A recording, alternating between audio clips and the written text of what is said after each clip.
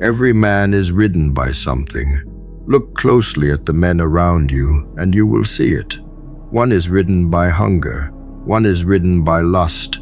One is ridden by the need for approval. One is ridden by the constant itch for stimulation. The screen, the scroll, the next small dopamine drip. They do not own their lives. Their cravings own them. And the saddest part is that most of them do not even know they are being ridden. They believe they are choosing. They believe they are free. But watch them for a single day, and you will see a man being pulled in 12 directions by appetites he never agreed to obey. You are no different, not yet. You wake up and reach for the phone before you reach for your own thoughts. You eat what your tongue demands instead of what your body needs. You chase pleasures that leave you emptier than before. This is not freedom. This is a soft kind of slavery, dressed up in the clothes of choice. The first step toward becoming a man is realizing you have been a servant to wants that were never even yours. The hunger inside you is not the enemy. The enemy is your inability to say no to it. Wanting things is human. The body wants comfort. The mind wants distraction. The heart wants pleasure. None of this is wrong. The problem is that you have built no muscle of refusal. You have never trained the part of you that says wait. You have never trained the part of you that says not now. You have never trained the part of you that says I see what you want. And the answer is no, so every craving wins.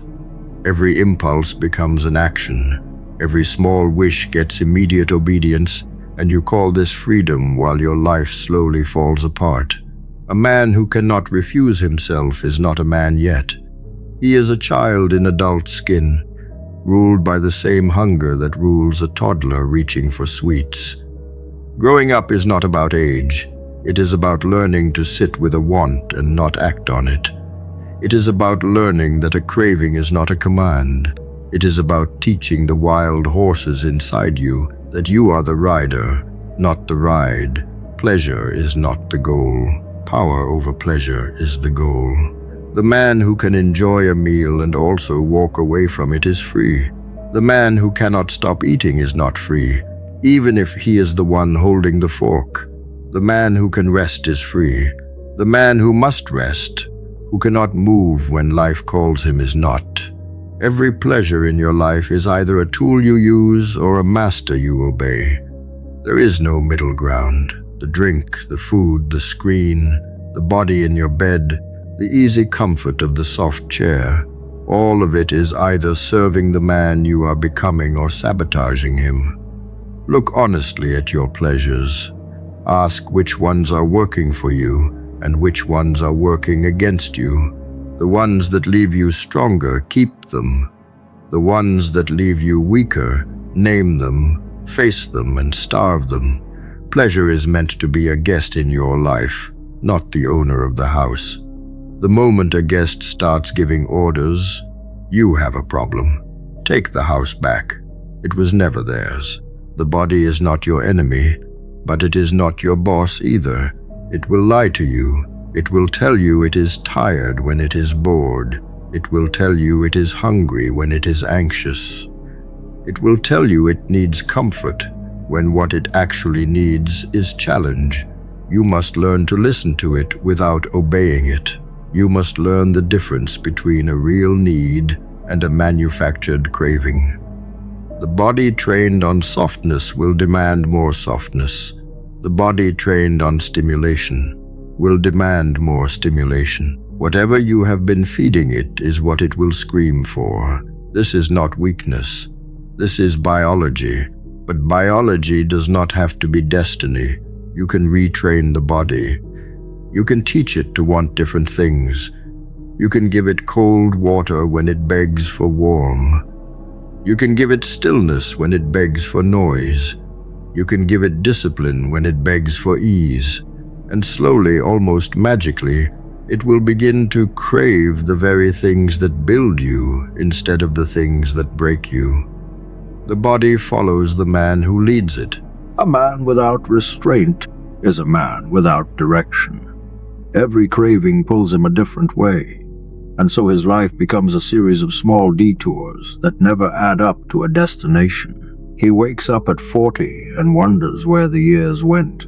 They went into 1,000 small surrenders, into the snooze button, into the second drink, into the screen that ate the evening, into the easier choice made at the harder moment, into the woman he should not have called, into the food he should not have eaten, into the conversation he should not have had.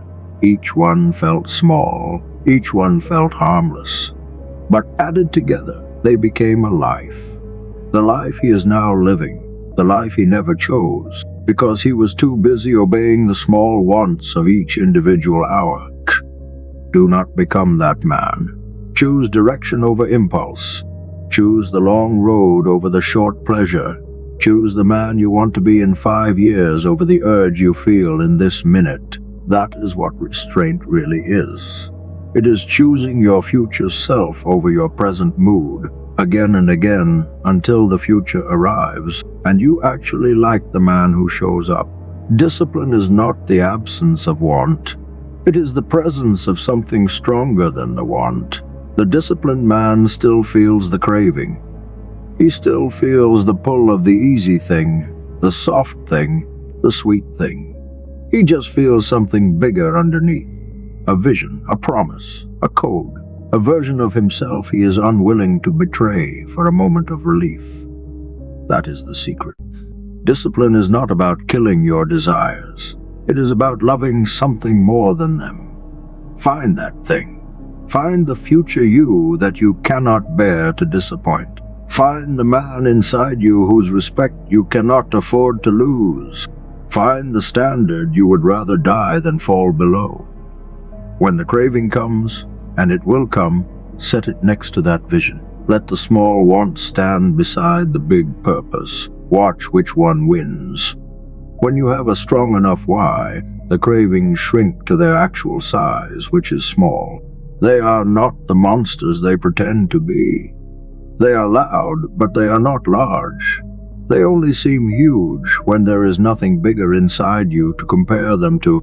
Every craving is a teacher in disguise. The thing you cannot stop reaching for is showing you exactly where you are weakest, where you are most unhealed, where you have been hiding from yourself. Men who eat too much are rarely just hungry. Men who drink too much are rarely just thirsty. Men who chase women endlessly are rarely just looking for women. There is always something underneath, a wound, a lack, a truth being avoided. Your appetites are pointing at it if you have the courage to follow the finger. Do not just fight the urge.